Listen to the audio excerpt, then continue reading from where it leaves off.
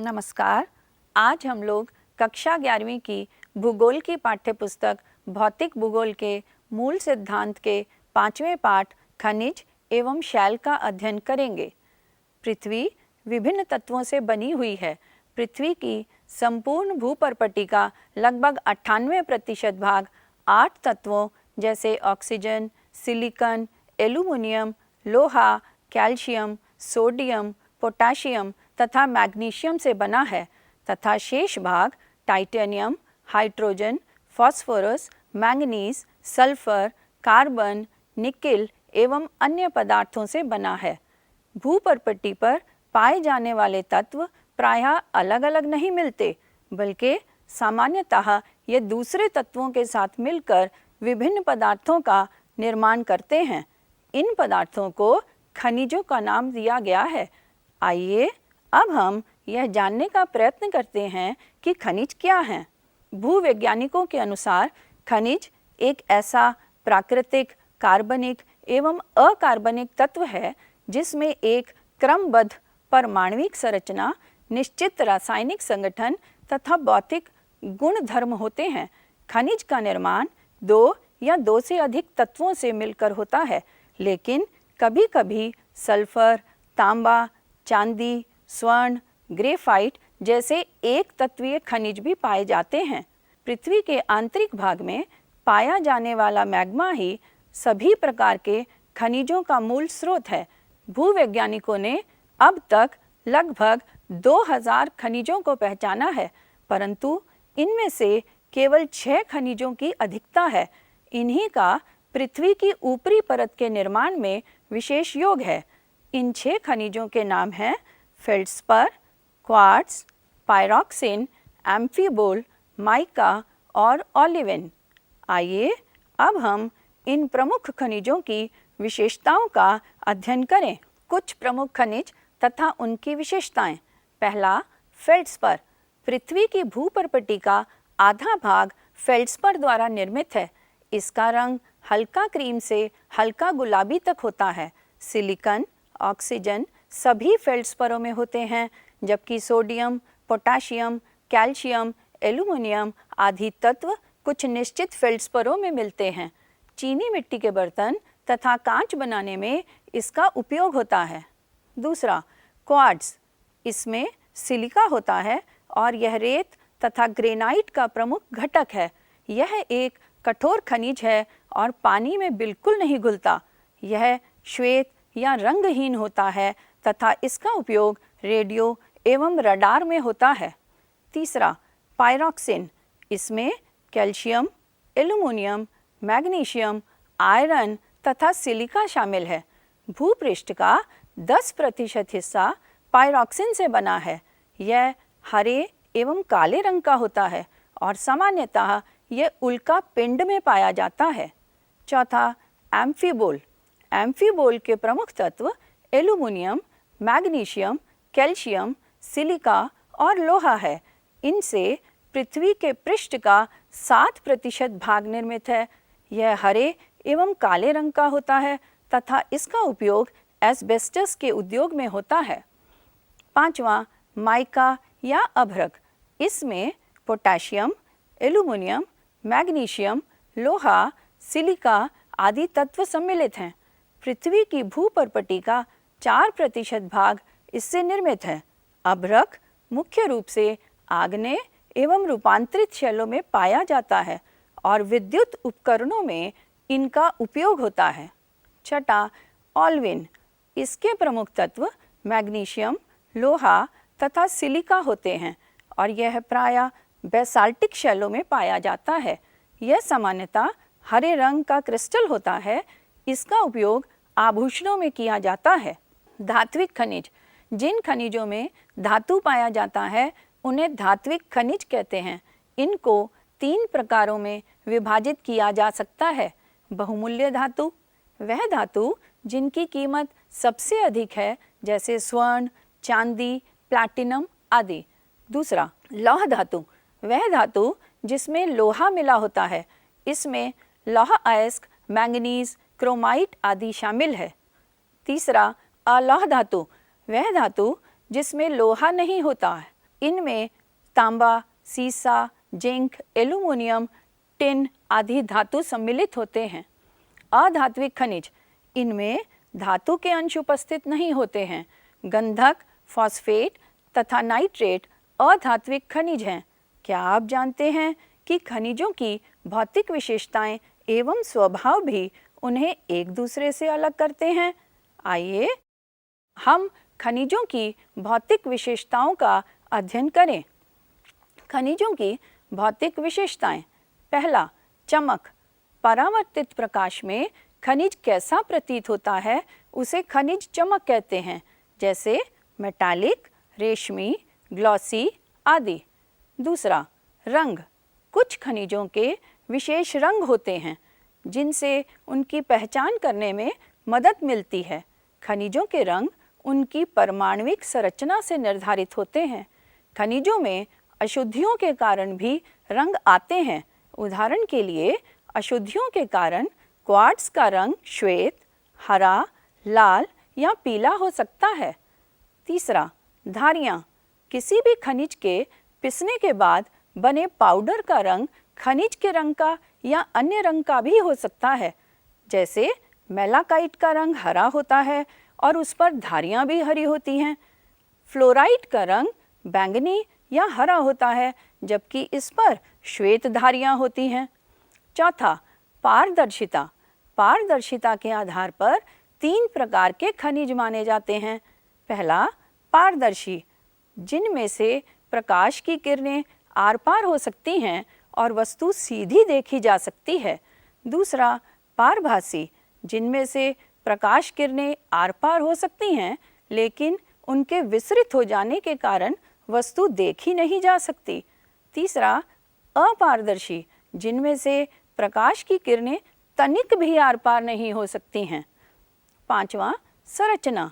खनिजों की संरचना क्रिस्टल की विशेष व्यवस्था द्वारा निर्धारित होती है, जैसे महीन, मध्यम, खुरदरे पिसे हुए, अपसारी, विकिरणकारी आदि। छठा, क्रिस्टल का बाहरी रूप। यह अणुओं की आंतरिक व्यवस्था द्वारा तय होता है, जैसे घनाकार, अष्टभुजाकार, षटभुजाकार, प्रिज्म आदि। विदलन। खनिज की चिकनी, समतल तथा कमजोर सतह जिसके सहारे यह विभक्त होने की प्रवृत्ति रखता है, विदलन तल कहलाता है। अणुओं की आंतरिक व्यवस्था के कारण खनिज एक या कई दिशा में एक दूसरे से कोई भी कोण बनाकर टूट सकते हैं। आठवां, विभंजन। अणुओं की आंतरिक व्यवस्था इतनी जटिल होती है कि अणुओं का कोई तल नहीं होता और खनिजों में विद्यमान क्रिस्टल विदलन तल के अनुसार नहीं बल्कि अनियमित रूप से टूटता है। कठोरता। एक खनिज की सतह किस अंश तक खुरचे जाने का प्रतिरोध कर सकता है उसे खनिजों की कठोरता कहते हैं। कठोरता को सबसे मुलायम से सबसे कठोर के क्रम में मापने के लिए 10 चुने हुए खनिजों से मोह के कठोर मापनी की रचना की गई है। इसे तालिका में दर्शाया गया है। ये खनिज हैं talc, gypsum, calcite, fluorite, apatite, feldspar, quartz, topaz, corundum, हीरा। पृथ्वी की भूपर्पटी शैलों से बनी है। इसका निर्माण एक या एक से अधिक खनिजों से मिलकर होता है। शैलें ग्रेनाइट की तरह कठोर और चीका मिट्टी की तरह मुलायम हो सकती हैं। शैलें विभिन्न रंग, भार और कठोरता लिए होती हैं। शैलें अपने गुण, कणों के आकार और उनके बनने की प्रक्रिया के आधार पर विभिन्न प्रकार की होती हैं।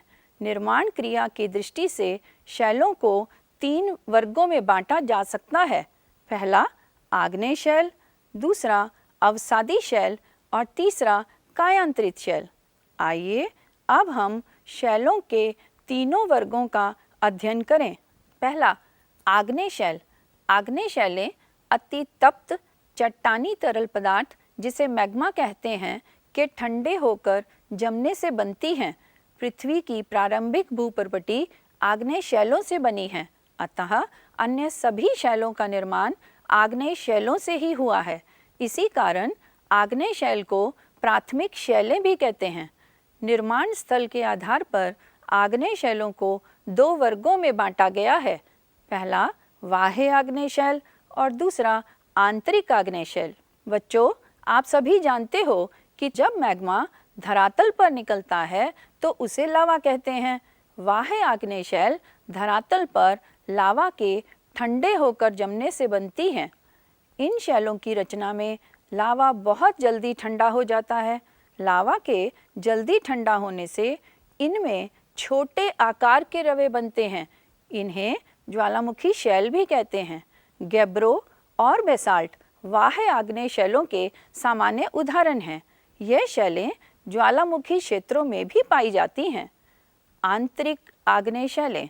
आंतरिक आग्नेय शैलों की रचना मैग्मा के धरातल के नीचे जमने से होती है। धरातल के नीचे मैग्मा धीरे धीरे ठंडा होता है, अतः इन शैलों में बड़े आकार के रवे बनते हैं। अधिक गहराई में पाई जाने वाली आंतरिक शैलों को पातालीय आग्नेय शैल भी कहते हैं। ग्रेनाइट और डोलाराइट आंतरिक आग्नेय शैलों के सामान्यतः उदाहरण हैं। दूसरा, अवसादी शैल। अवसादी शैलों की रचना अवसादों के निरंतर जमाव से होती है। यह अवसाद किसी भी पूर्ववर्ती शैल, आग्नेय, रूपांतरित या अवसादी शैलों का मलबा हो सकता है। अवसादों का जमाव परतों के रूप में होता है, इसलिए इन शैलों को परतदार शैल भी कहते हैं। इन शैलों के बीच में जीवाश्म भी मिलते हैं। जीवाश्म प्रागैतिहासिक काल के पशु और पौधों के अवशेष हैं। यह अवशेष अवसादी शैलों में परतों में दबकर भार पड़ने के कारण ठोस रूप धारण कर लेते हैं। बलुआ पत्थर, चूना पत्थर और डोलोमाइट अवसादी शैलें हैं। अवसादी शैलों के बनने की प्रक्रिया। शैलों से पहले अनेकों कण टूटते हैं और फिर उन टूटे कणों को परिवहन के कारक जैसे बहता जल, समुद्री लहरें, हिमानी, पवन आदि एक स्थान से दूसरे स्थान पर ले जाते हैं। ढोकर लाए गए अवसादों के कण समुद्रों, झीलों या नदियों के शांत जल में अथवा अन्यत्र उपयुक्त स्थानों पर जमा हो जाते हैं। इस जमा होने की प्रक्रिया को अवसादन या निक्षेपण कहते हैं। कालांतर में यही पदार्थ भारी दबाव के कारण संयुक्त रूप धारण कर ठोस बन जाते हैं और अवसादी शैलों का निर्माण करते हैं। निर्माण पद्धति के आधार पर अवसादी शैलों का वर्गीकरण 3 प्रमुख समूहों में किया गया है। पहला, यांत्रिक रूप से निर्मित, उदाहरणार्थ बालुकाश्म, पिंडशिला, चूना प्रस्तर, शैल, विमृदा आदि। दूसरा, कार्बनिक रूप से निर्मित, उदाहरणार्थ खड़िया, कोयला, चूना पत्थर आदि।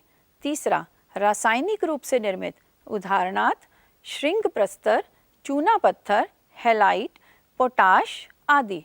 तीसरा, रूपांतरित या कायांतरित शैल। कायांतरित का अर्थ है स्वरूप में परिवर्तन। उच्च ताप और उच्च दाब पूर्ववर्ती शैलों के रंग, कठोरता, गठन तथा रासायनिक संगठन में परिवर्तन कर देते हैं। इस परिवर्तन की प्रक्रिया को कायांतरण कहते हैं और इस प्रक्रिया द्वारा बनी शैलों को कायांतरित शैलें कहते हैं। आइए अब यह जानने का प्रयत्न करते हैं कि कायांतरण प्रक्रिया किस प्रकार होती है। पहला, गतिशील कायांतरण।